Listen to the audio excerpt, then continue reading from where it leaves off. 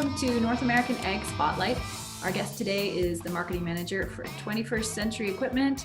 He has a long history with used equipment remarketing and operates Moving Iron LLC. I'd like to welcome Casey Seymour today. Thank you so much for being with us. Hi, Chrissy. How are you? Thanks for having me on. Thanks. I'm doing good. Your podcast, Moving Iron, it focuses on the current trends and events facing dealers. Can you tell me about the show? Yeah, I mean, the main focus of the show is to bring kind of the economic influencers together that kind of help shape the trends of the equipment business. So like you said, I've been in the equipment business here for going on 12 years now, and not being a farm kid, didn't grow up on a farm, so I didn't really have that connection to the equipment side. But what I did have was the ability to track trends and see things that were going on. And with the overwhelming majority of the equipment business kind of focusing around what's happening on the retail side of the marketplace, as well as what's happening in the auction marketplace, I found a niche there that I think a lot of people just needed to have more discussion about. And I think this is what the podcast really does. We talk about what's going on in the markets as far as the grain side of the business, the livestock side of the business. We talk about what's going on in the overall economy with some economists that come on. And then we also talk about what's happening in the auction market with pretty much my unofficial co-host, Aaron Fennell. So it's a great place to come learn about what's going on in the equipment business, is according to all the economic influences out there that are on. Right. Yeah. And so why did you see it? What kind of need did you see that could be filled with this podcast? Well, I think I started doing it with the idea came to me in 2012, 2013, 2014, when we started to see a lot of equipment on dealerships lots start to pile up. Now, if you remember back in that time, that was very much a boom in agriculture. Commodity prices were very high, a lot of on-farm income, a lot of things were happening.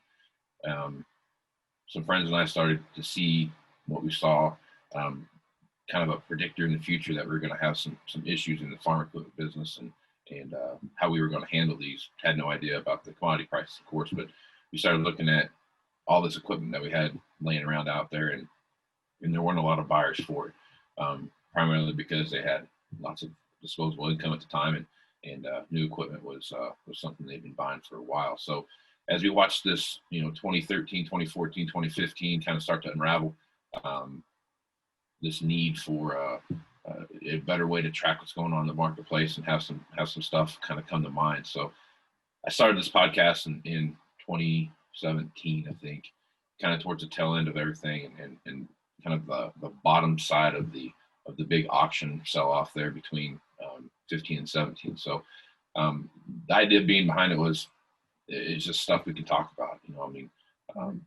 I learned more from my podcast than I probably give out information. So I'm winning here on my side because I get to learn from some great people. But I just saw a need for people to sit back and have a conversation about what they see happening in the market, and it's kind of spread across to producers as well as dealership people. So there's I think I'm pretty sure my audience is about a 50-50 mix of those people.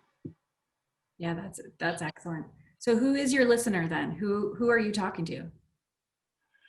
I'm really talking to anybody that has an interest in equipment or in the equipment business. So basically, if you're a production farmer, or I've had some people that are landscape, rural lifestyle type of folks that reach out to me and they get some information from the podcast. So really, anyone that has a piece of equipment or a vested interest in the equipment business is who my audience is. And so I spend a lot of time covering a lot of different things from a lot of different perspectives, and just trying to spread some information around about what I see happening from my point of view. Right. Yeah, that's great. And who's your ideal interviewee? You have some people that come on regularly, right? Yeah. So I've got two market folks that come on. Sean Hackett from Hackett Financial and Hackett Advisors, and Chip Nellinger from Blue Reef Ag Marketing come on every week and talk about what they see happening in the marketplace. Aaron Fennell's a guy I work with, and we've had a good relationship for a long time, and He's a walking encyclopedia of tractor knowledge. So he comes on quite a bit. We talk about what's happened in the marketplace as far as from basically from kind of the auction perspective. But we dive deep into like some very minute things like what's happened in the planter market. So it's some real nerd stuff. So if you really are into like some very intricate parts of the equipment business, it's a good thing to listen to. I have an economist by the name of Rich Pawson that comes on quite a bit and talks about what's happened in the overall global marketplace and how those influencers are gonna, we see things happening with whether the strength of the dollar or something might be going on in China or, what's going on in Russia and those kind of things that could drive exports or whatever, that can raise the price of grain or oil or whatever it might be, and then how that's going to affect ethanol and those kind of things. So I have a lot of different facets that kind of come into it, and from all over the spectrum. Yeah, I love your opening song too. So is that did you have that made? I just think it just fits so well. Yeah. So I was fortunate enough to have one of the store managers that we have here at 21st where I work.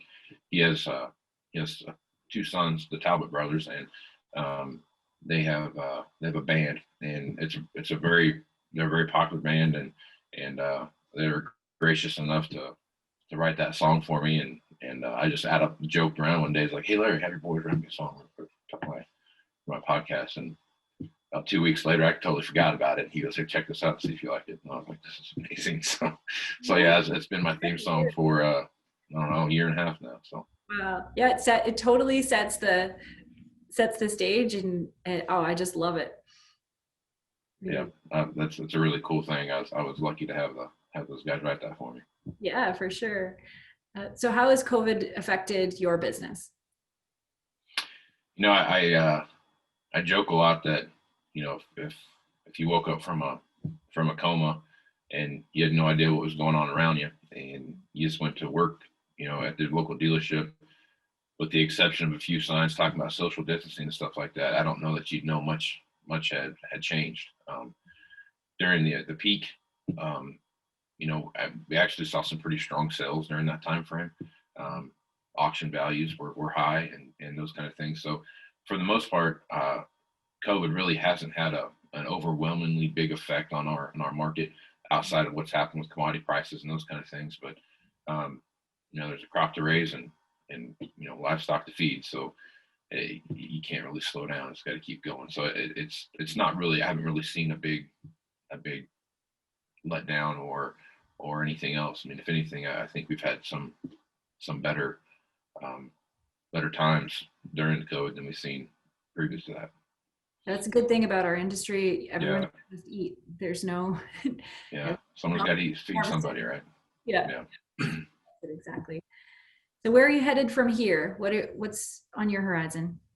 Oh man, I don't know. I put these together. I do about 3 or 4 of these a week. To kind of when you start looking at everything I've got going on and between the market folks and this and so I enjoy doing it. It's just more or less my hobby. I don't golf or anything like that during hunting season. I go out and try to track down a few pheasant here and there, but pretty much this is my hobby. This is what I do for fun, and I really am passionate about the equipment business and especially used equipment. I think there's a disconnect there sometimes between what's going on in that marketplace and how all those things work together to mesh together to make the the equipment wheel keep turning. And I think there's so hopefully I can keep doing this and I mean, not like I'm going to retire from it or anything like that, but it's a great opportunity for me to just to learn something more than what I've known in the past, and it forces me to keep up on things that I wouldn't necessarily keep up on as in depth as I have. So I guess to answer your question, what's my future? What this look like? I don't know. I want to keep doing it and keep enjoying what I do, and we'll see where it goes from here. Yeah.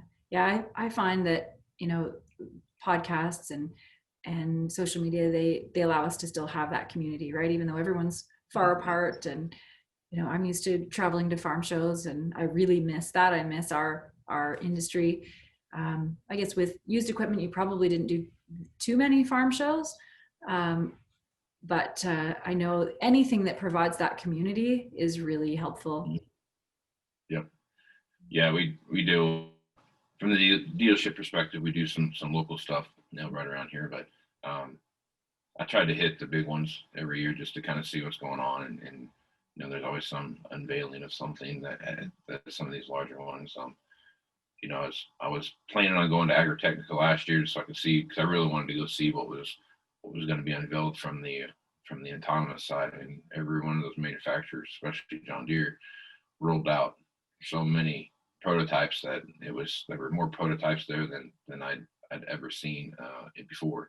Typically, you've seen the autonomous tractor, but they had so many different platforms there that were really kind of showing the future of what agriculture looks like, and that's the one thing that keeps me excited about this business.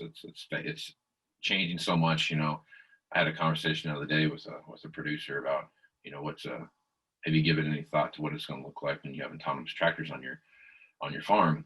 And the idea of that was, he kind of looked at me funny, like, why would I think about that? Because I said, it's not that far away.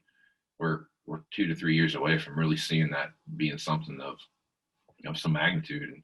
And as the on-farm labor issue that we see year in and year out it's getting worse every year, and that it's going to push us towards that autonomous level and of machinery. And I think that this is something that I've talked about quite a bit in my podcast, and I've got a bet with Aaron about when we're going to trade in our first used autonomous tractor, and Right. it hasn't happened yet, so I might lose that bet, but it's going to happen sooner than later. So I'm looking forward to it.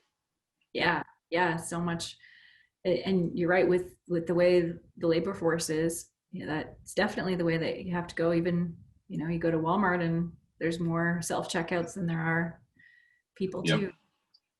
Yep. There's quite a bit of stuff happening out there, and it's a fast-paced environment. And about the time you have everything figured out, you realize that you don't have anything figured out. So it's ever-changing environment. Well put. Well, thank you so much for spending some time, and good luck on your endeavors and your podcast. And it was really awesome to talk to you. Well, thanks, Chrissy, for the opportunity, and I look forward to seeing how your operation grows and what you see in the future. So thank you for having me. Yeah, thank you.